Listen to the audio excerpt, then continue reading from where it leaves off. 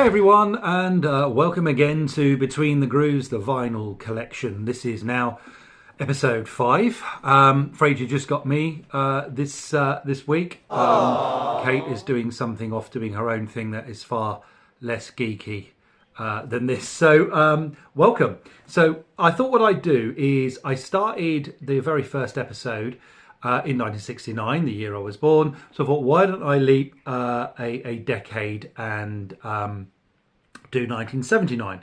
And what a wealth of treasures we have from 1979. So I'll dive straight in. So my oldest brother, who is not someone I would consider to be a massive music fan. Music, I don't think, plays a particular role in his life. Not unlike my my other brother Paul, who we shared very similar musical taste over the years, and swapped stories and music all the time. Anyway, my older brother came home from the Navy, I think, and he brought a couple of singles with him. And I absolutely fell in love with this band almost immediately. I just love their sound. Slightly falsetto singer, but a really, really tight rhythm section and understated guitar in a kind of like a reggae fashion. So this is Regatta de Blanc by the Police, released in October 1979. The title, Regatta de Blanc, I think loosely translates to white reggae, reggae, the white reggae. So this is, the Police were kind of a mix of that, reggae, post-punk, rock sort of styling, and Sting was a little bit of a cover star, really, wasn't he? They looked great. They sounded absolutely fantastic. And this album has the great songs, Message in a Bottle in there as well, Walking on the Moon, which were like really big hits at the time. And this is actually the first Grammy Award for Best Rock performance that the Police got. So I was a really big fan of the Police. I loved Stuart Copeland's drumming as well. I think, I don't know if he's an underestimated drummer, but possibly not a drummer that kind of comes up when talking about the greatest rock drummers of all time. But just a wonderful feel, wonderful style. All great musicians. And this album was definitely something I listened to a great deal, and loved Police for some considerable time. I think they quit while they were ahead. They finished off a few years later with Synchronicity, which was another great album. Then kind of Sting went his separate way. And I have to say, I actually really liked the first Sting album, Dream of the Blue Turtles. I might actually even talk about that in a bit more detail on a later episode. But not so much after that, I think. Kind of liked bits and pieces that he did. But really, for me, he was absolutely the best in the Police. Great sound, great album from 1979. Speaking of my older brother as well, one of the other singles he actually brought with him was a little ditty known as the Logical Song. And I really liked this song. I thought it had a real atmosphere to the song, almost a yearning or a sort of a calling back to sort of childhood in the song. And it's slightly melancholy, I guess, but it just beautifully lyrically and beautifully put together. And I became again a really big fan of this band. Can't really pigeonhole them. They're not. I suppose they could be accused of being slightly middle of the road, a bit proggy, I guess. But again, wonderful musicianship, and rather slightly odd cover there. Breakfast in America by Supertramp. Real lookers. I don't know if you can kind of see that, I've actually got this, and I've also got a picture disc of of Breakfast in America as well, with the waitress holding up the tray. And I think what you don't always see very clearly, I don't know if you can see it on that, is the sky line of or what I suppose is Manhattan or something, is actually made up of breakfast condiments. There's sort of salt and pepper and squeezy tomatoes and all sort of bleached white, but it sort of looks like a skyline, which I thought was quite clever. But yeah, this actually had a couple of singles on it. It had the Logical song, which is still one of my favourite songs of all time. It also had the song Goodbye Stranger and Take the Long Way Home. The album was actually originally planned as a concept album with the title Hello Stranger, and the idea was it was supposed to reflect the sort of the differing views, I suppose, of the two main songwriters and frontmen, I guess, which is Rick Davies and Roger Hodgson. Probably my favourite Supertramp album is actually Crime of the Century, which is one of their earlier albums and the kind of the album that really kind of broke them. But I think this is probably their best-selling album, Breakfast in America, with the biggest hits on it. Really interesting album, sounds great, and some really good songwriting on there. So, what can I say about this next album? It came up on my list as an album from 1979, and I thought, what hasn't been said about this album? And probably everything has been said about this album, so I'm going to say it again. Absolutely obsessed with this when I was a teenager. I played it relentlessly, over and over and over again. It's a double album. It's a concept album. It's a rock opera. It is unlike any other album, I think, of the time or since, really.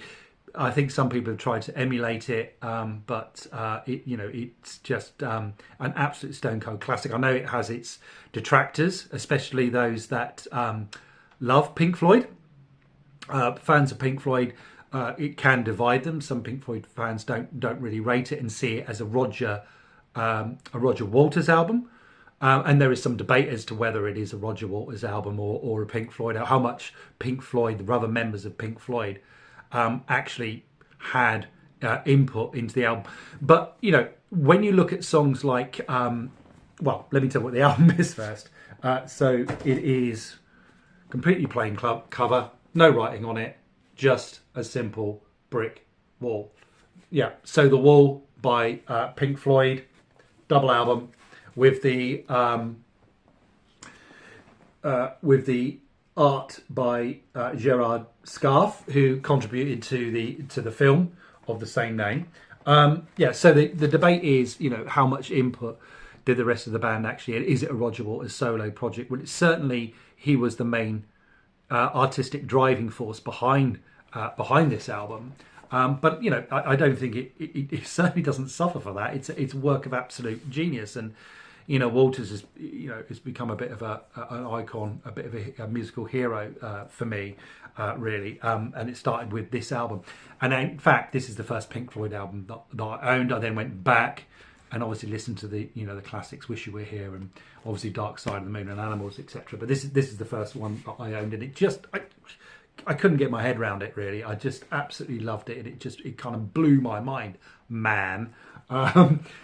Just conceptually, it's got, let alone the concepts, the lyric and the music, it's got special effects and kind of like sound effects that sort of come in and out to kind of try and tell this story of this kind of jaded rock star who basically constructs a sort of a psychological wall of self or social self-isolation, try to sort of distance himself between obviously putting a wall up between himself and the rest of the world as he kind of slowly descends into madness, I guess. So there was a film obviously made of the which is like really an extra long 2 hour or what have you video, a music video for the album. Quite disturbing imagery in it of the worms and Pink with all the blank faces. The teacher as well from Another Brick in the Wall was absolutely terrifying. There's the Gerard Scarfe cartoon of him of the teacher pushing these kids from school into a mincer and they're coming out as worms at the other end. It's just absolutely bizarre. But the music really stands up, and I think going back to the debate of how much input, can you imagine, those of you obviously that know this album, can you imagine songs like Another Brick in the Wall and Comfort and Numb certainly without Dave Gilmour's input?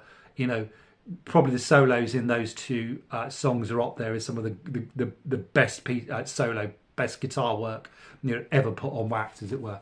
Comfort and Numb, certainly one of my favourite songs of all time. But yeah, the solo in Another Brick in the Wall is absolutely fantastic.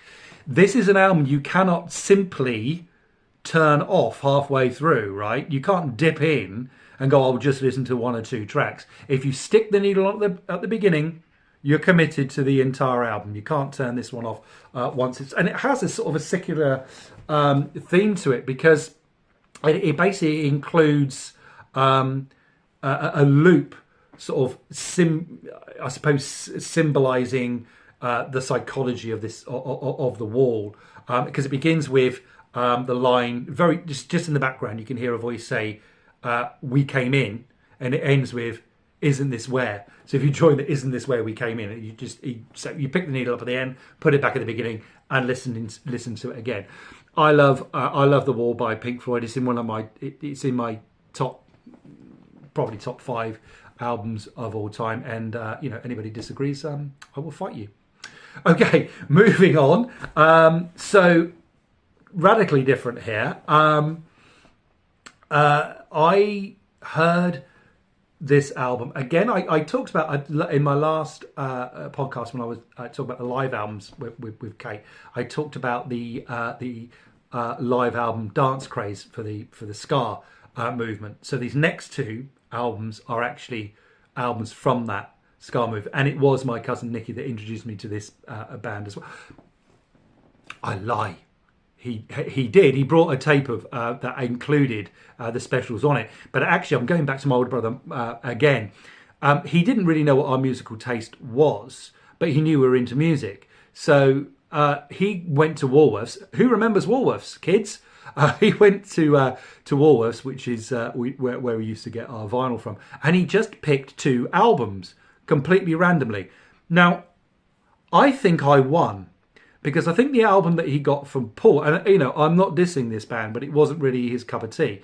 The album my older brother got my brother Paul was a album by Earth, Wind and Fire, disco album, which just wasn't his cup of tea. And Marky just randomly picked this album up for me, the debut album by The Specials, and didn't I luck out that day? What an album, what a movement, what a band. Sadly, Terry Hall is no longer with us, the lead singer of The Specials, who died maybe about 2 years ago. But I was very lucky. I did see The Specials live a couple of times, and I did see them about a year before Terry Hall died. Terry Hall, obviously, he went on also to form Fun Boy Free and had a solo career as well. But this is kind of where it all started. The Specials debut album, again, October 1979, a lot going on in October. And it's really an album that kind of defined the UK ska movement scene. It's even stylized that way with the two-tone, the black and white. And I just, that front cover, I just thought, who are these guys? They look slightly menacing. I don't know, they look like some sort of gang, some sort of gangsters, really. Yes, there was a song by The Specials called Gangsters. And they just look, looking up at the camera there, just looking a bit sort of mean and moody and menacing, really. You didn't really want to mess with them. But the music, absolutely fantastic. Obviously, that mix of Jamaican ska and sort of rock steady and British rock and roll, all sort of blended into it. The album was actually produced by Elvis Costello, the famous musician and songwriter, and probably one of the most famous songs on it. There are some covers on here. Message to You, Rudy is a cover, and I think You're Wondering Now and Monkey Man are as well.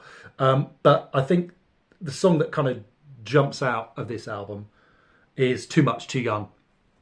And although, as I say, Elvis Costello produced the album, he actually included a live version of Too Much Too Young on the album, and it actually charted. It got to number 6 in the charts, that song. And I was only kind of 14 or something. Well, what was I, 10 when the album came out? By the time I kind of got to know about it, I was probably only about 11 or so. And these are lyrics I've been used to listening to. Elvis and the Kinks and the Monkees and what have you, and this was like the first music of my generation, as it were, that I kind of picked up on. And the lyrics were kind of, they weren't baby baby, oh, hold my hand, wooden heart, come and meet me at the roller disco. It was all well, that was blossom trees and what have you. These were serious subjects. They Too Much Too Young. They are talking about youth, just disaffected youth that are falling pregnant and getting into trouble and what have you. Probably unplanned. Probably for potentially from sort of broken homes, or just being disaffected and being really angry at society, and these were really new ideas to me. I lived in a very safe environment, a loving nuclear family, all the rest of it, and this kind of opened my eyes. There's other stuff going on. Obviously, there's some politics in there as well. There's danger in there, nightclub, blank expression, really quite dark, really, in places. But my God, isn't it danceable? I mean, you just can't stop moving to some of this stuff.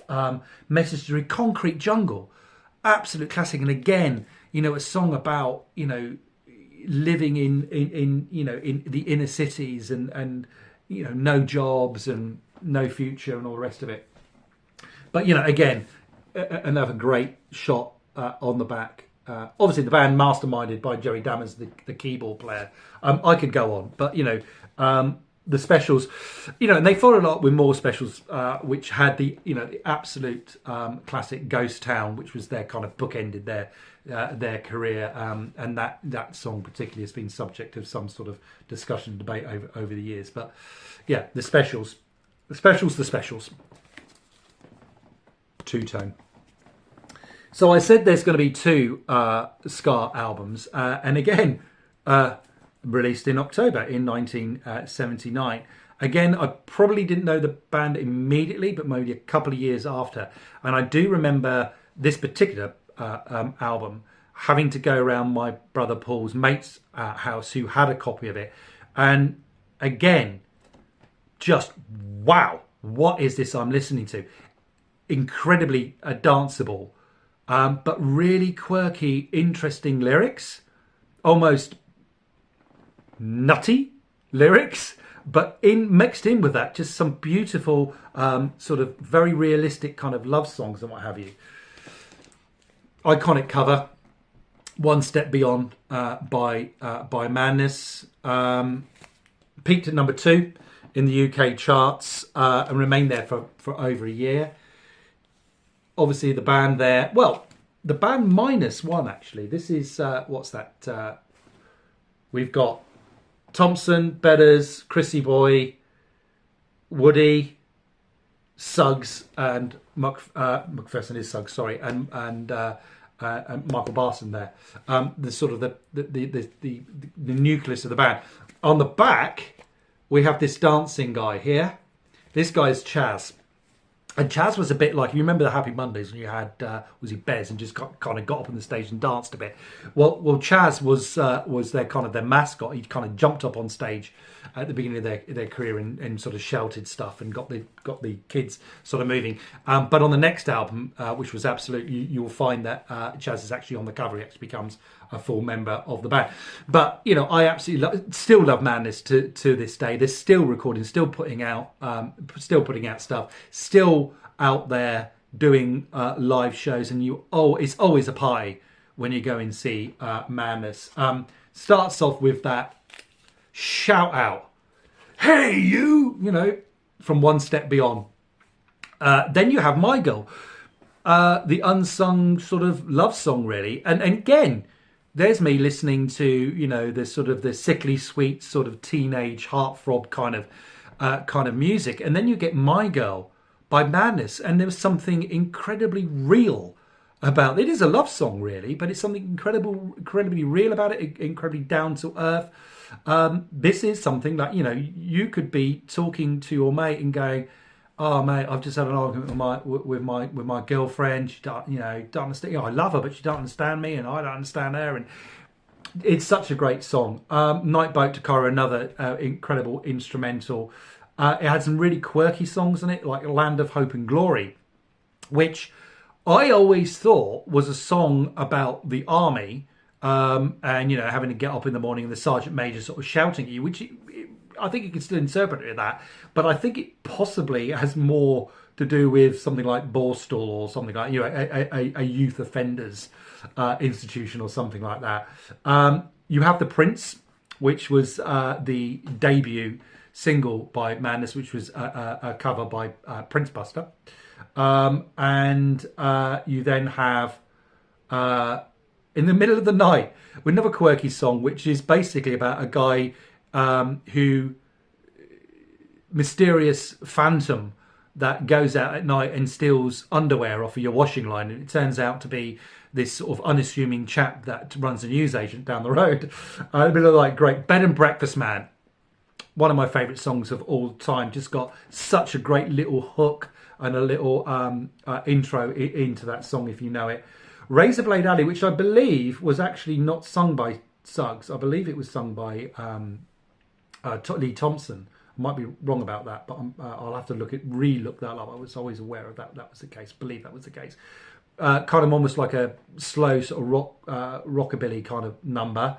And Mummy's Boy, which is just purely about the guy who probably should have left home by now, but is still hanging on to his mother's apron strings.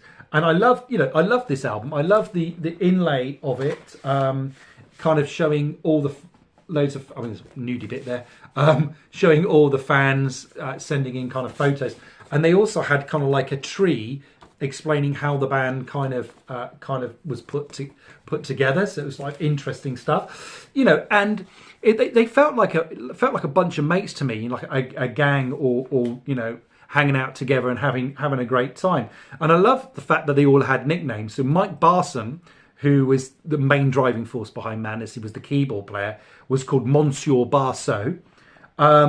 Chris Foreman, guitar, was Chrissy Boy, lives in Brighton. I've said hello to him a few times. If you're watching this, Chrissy Boy, then hi again. Might bump into you down at Asda.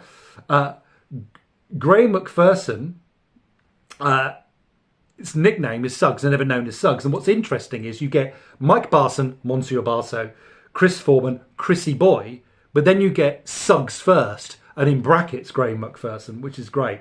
Mark Bedford, Bedders, Lee Kicks Thompson on saxophone, Woody Woodgate, Dan Woodgate on drums, and Chaz Smash backing vocals, various shouts and funny footwork. And they even have John Hassel, who was the minder, written down here. But I think also that the rhythm section of Woody and Mike Bedford is unrivaled. Just such a tight rhythm section. Anyway, love Madness, adored Madness. Still one of my favourite bands. I used to adorn my exercise books with the little Madness guy logo there, and that is from the time. So I believe that's it's looking a bit sorry for itself. One of the original pressings of that album. So 1979, rattled on a bit about Madness there. But I hope you enjoyed it. Any suggestions that you have for any specials or anything specials, hey, or anything that you want me to pull out? I've got a few ideas, but if you've got some suggestions, that's great. If you want to correct me, that's great. If you want to put some comments in, that's great. Don't forget to subscribe, and we'll probably get some future guests coming on as well. So stay tuned, stay subscribed, and as always, thank you very much for tuning in. be good, be kind, be truthful, and be free.